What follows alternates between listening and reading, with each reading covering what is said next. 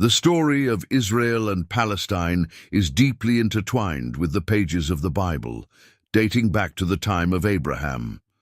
Picture yourself being transported to an era where God's promises shaped not just the destiny of families, but entire nations. Abraham, called to leave his homeland and trust in a divine purpose, was given a promise that still resonates today. To your descendants, I will give this land. And so began the journey of a people who, for generations, saw Canaan not just as a piece of land, but as the fulfillment of something much greater, God's word in action. But Abraham's story is more complex than it might seem. He had two sons, Isaac and Ishmael, each with their own blessings and paths. While Isaac was chosen to inherit the promise, Ishmael became the father of a great nation, the Arabs, according to biblical texts. This duality reveals how God has unique plans for each lineage, even if those plans don't always intertwine peacefully. If you look closely, it's not hard to draw parallels with the conflicts we still see today, a question of who the land belongs to and why.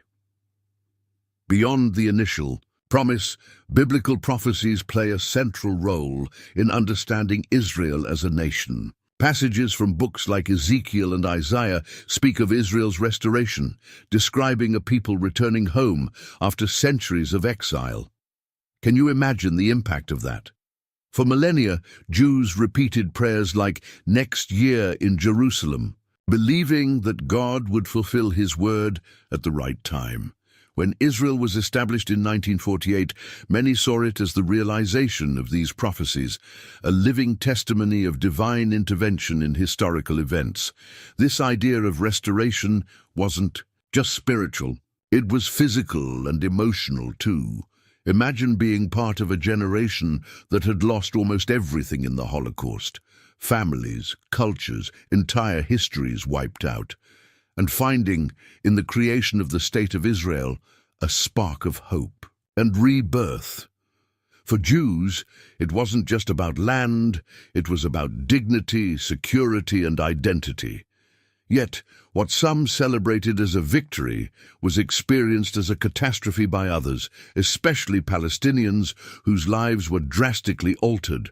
In this context, Jerusalem has always been more than just a city. For the Jewish people, it's where the temple was built, the spiritual heart connecting heaven and earth. It's no wonder the city is mentioned hundreds of times in the Bible, emphasizing its significance as a center of faith. But Jerusalem isn't exclusive to Jewish history and spirituality. It's also sacred to Christians and Muslims. This overlapping significance makes the city a microcosm of the conflict, where issues of faith and politics are almost inseparable. To grasp the depth of this struggle, it's crucial to remember that the Bible isn't just a religious text. For many, it's also a historical and cultural record. It connects humanity's origins to a greater purpose. In Genesis, when God promises the land to Abraham, he's not just talking about geography, he's talking about identity, destiny, and spiritual inheritance. This promise is the foundation of many of the debates that still echo in discussions about Israel and Palestine today. Interestingly, the prophecies about Israel's restoration don't just stop in the past. Many see contemporary events, from the establishment of the state to ongoing conflicts, as a continuous fulfillment of words written thousands of years ago. This makes us wonder, how much of what we're witnessing is part of something bigger? And how can we, as observers, understand our role in this vast plan? The idea of a divine destiny isn't some distant concept for those who have lived these stories. For Jews, every stone in Jerusalem tells a story, and every olive tree in Canaan is a silent witness to centuries of faith and perseverance. Similarly, for Palestinians, the land holds memories and promises of belonging, survival, and identity. This isn't just a fight over territory, it's a battle for the soul of two peoples. But what about the future? That's the question many ask when looking at today's events. Are God's promises fulfilled with the creation of Israel, or is there more to come? The Bible offers clues, but not all the answers. It's like a puzzle that requires faith and discernment to piece together. After all, as we see time and again in Scripture, God works in ways we don't always understand. This tension between divine promise and human reality sets the stage for the next chapter in this story. As we dive into the modern political evolution, it's important to remember that the spiritual backdrop will always be there. After all, as the Scriptures say, God's plans are greater than ours. The modern history of Israel and Palestine didn't start with maps or political agreements. It began with a collective dream. In the late 19th century, the idea of a national homeland for the Jewish people gained momentum through the Zionist movement, spearheaded by figures like Theodor Herzl. Just imagine living in a time when anti-Semitism was a constant oppressive force in Europe. Persecution wasn't just a physical threat. It was an attempt to erase identities, dreams, and histories. Zionism emerged as a response to that harsh reality. A cry of resistance, and more than that, a call to return to the land that, according to the Bible, God had promised to Abraham's descendants. Zionism, however, didn't arise in a vacuum. It found its voice in a world undergoing massive change, where colonialism was reshaping territories and redrawing borders. The Ottoman Empire, which had ruled Palestine for centuries, was in decline, and the international stage was brimming with tensions that would eventually lead to World War I. In this context, the United Kingdom, a global superpower at the time, began playing a pivotal role in the destiny of this contested land. The 1917 Balfour Declaration, a brief document just a few lines long, expressed British support for the establishment of a national home for the Jewish people in Palestine. But, as is often the case in history, such powerful words came loaded with complexity and ambiguity. After World War I, Palestine came under British administration through a League of Nations mandate. This marked the start of a new era, but also planted the seeds of future conflict. The rise in Jewish immigration, driven both by the Zionist dream and growing persecution in Europe, began to spark tensions with Palestinian Arabs, who saw their land, culture, and way of life increasingly under threat. The land that Abraham once walked with his family was now a battleground of intense disputes, and the divine promise seemed more challenging than ever. The creation of the State of Israel in 1948 was a historic milestone that sent shockwaves through the Middle East and beyond. For the Jewish people, it was the fulfillment of an ancient dream, a moment that seemed to prove that biblical prophecies still held relevance. But for Palestinians, the event is remembered as the Nakba, or catastrophe. Over 700,000 Palestinians were displaced from their homes, many forced to become refugees in neighboring lands. It's almost impossible to grasp the psychological and emotional toll of this experience, both for those who celebrated and for those who mourned. The birth of the state was immediately followed by a war involving Israel and its Arab neighbors. Israel's victory solidified its position, but left deep scars on Palestinians and the surrounding countries. The world wasn't just watching, it was taking sides. And, as so often happens in history, division also created opportunities for exploitation and manipulation. In 1967, during the Six-Day War, Israel dramatically expanded its territory, seizing control of the West Bank, Gaza Strip, and East Jerusalem. These areas, rich with religious and cultural significance, became the core of today's disputes. For many, the military victory was seen as nothing short of miraculous, almost like the hand of God intervening to protect Israel. But it also brought new dilemmas. What to do with the occupied territories, how to manage an Arab population now living under Israeli control. The occupation and settlements in Palestinian territories became a central issue. Picture the tension of living in an area where every day there's uncertainty about who has the legitimate right to be there. For Palestinians, the settlements are seen as an invasion. For many Israelis, they represent the continuation of God's promises and a necessity for security in a hostile environment. International diplomacy began to play a larger role during this time. The United States emerged as a key ally of Israel, while the Soviet Union often backed Arab causes. This global dynamic wasn't just political, it had a spiritual layer too. For many Christians in the US, supporting Israel was seen as part of fulfilling God's divine plan, outlined in biblical prophecies. Meanwhile, for Arabs, the struggle for Palestine was a sacred duty, a fight to reclaim the land they believe is rightfully theirs. At the same time, Palestinians began organizing through nationalist movements like the PLO, Palestine Liberation Organization. These movements weren't just political, they were an effort to preserve an identity that seemed to be slipping away. Their fight wasn't just about land, it was about dignity, recognition, and a future where they too could live in peace and security. This journey of dreams and conflicts, of promises and losses, doesn't end here. It pushes us to reflect on the core themes driving this struggle and how they continue to shape the present. After all, as any attentive student of the Bible knows, history is just the beginning of a much deeper story. The tension between Israel and Palestine is so much more than just a territorial dispute. It plays out across deeply intertwined layers of history, religion, culture, and identity. At the heart of it all lies Jerusalem, a city that goes beyond geography to become the epicenter of spiritual significance for three major world religions: Judaism, Christianity, and Islam. Every stone in this city tells a story, and every street carries a promise. For Jews, it's the city of David, where the temple once stood. For Christians, it's where Jesus was crucified and resurrected. And for Muslims, it's the place where Muhammad ascended to heaven.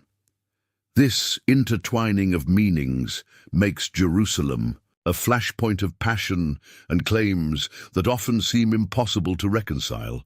The conflict over Jerusalem, however, isn't just spiritual. When Israel took control of East Jerusalem after the Six-Day War in 1967, it became a political issue. The status of this area remains a matter of international dispute, with the UN and many countries recognizing it as occupied territory.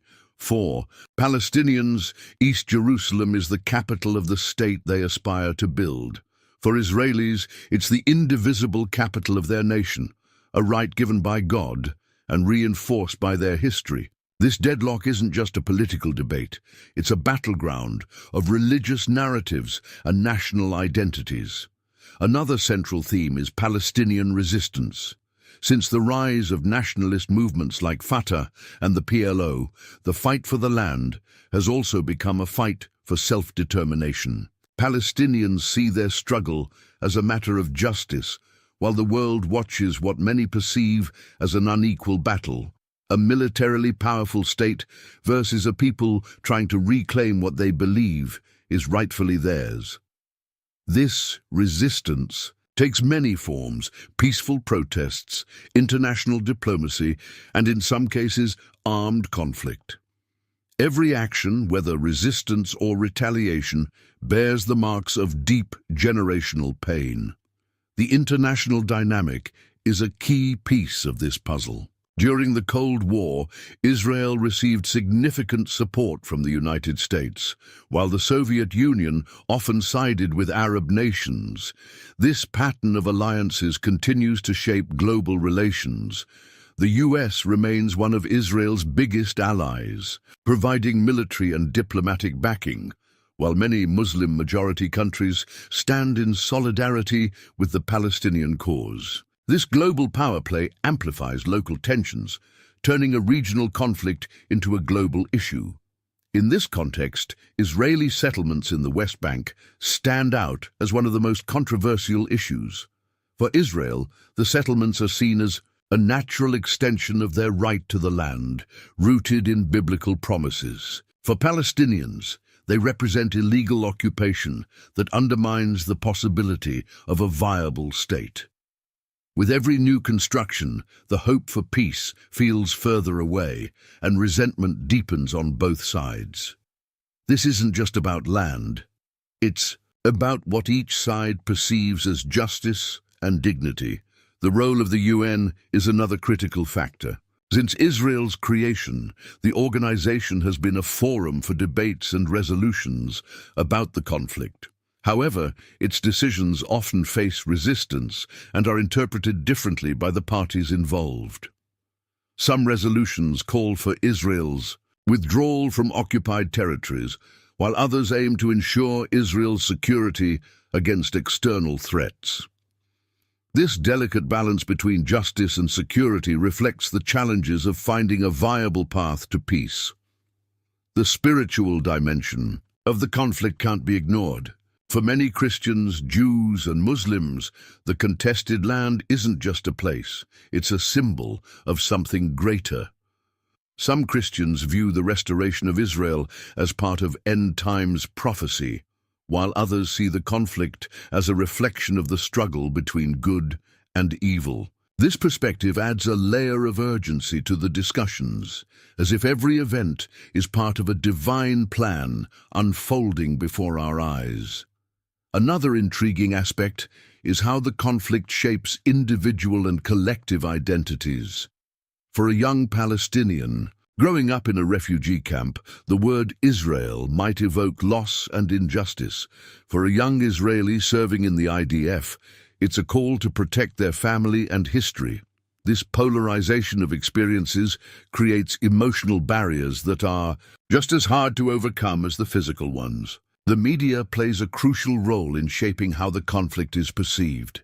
Each side works to tell its story in a way that garners sympathy and support. A single photo, video, or headline can sway global opinions, either reinforcing stereotypes or challenging them. In this sense, information becomes a weapon just as powerful as any army. And so, the conflict persists, with all its complexities and contradictions. But as we delve into these themes, we realize they point to something bigger, something that takes us to the next layer of this story. The spiritual perspectives that shape worldviews and the paths each side believes they are walking. When we look at the Israel-Palestine conflict from a spiritual perspective, the narrative takes on a depth that transcends time and borders. For many, the restoration of Israel is seen as more than just a historical event. It's the fulfillment of biblical prophecy. Passages in books like Ezekiel and Isaiah describe an exiled people returning to their promised land, a movement that many believe is guided by God's hand. This interpretation adds spiritual weight to modern events, turning each occurrence into a piece of a divine puzzle. Jerusalem, in this context, is at the heart of it all. For Judaism, it's where the Holy Temple once stood, symbolizing God's presence among his people.